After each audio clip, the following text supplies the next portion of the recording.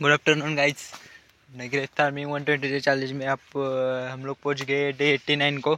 Day 89 को कोई भी स्प्रे या ड्रिप इरिगेशन नहीं रहेगा।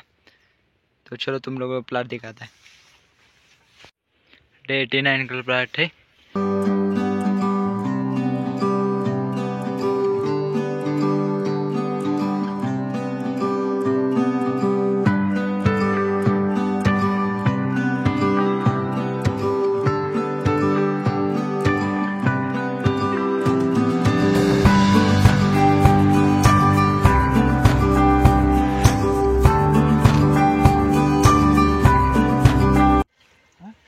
ये लसूर जोडाल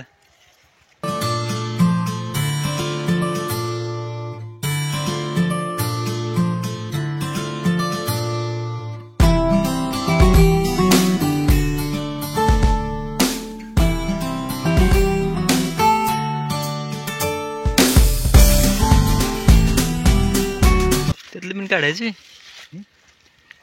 मोकळे त्यातले पण काढायचे एक एक महिने काढायचं एर निघते काय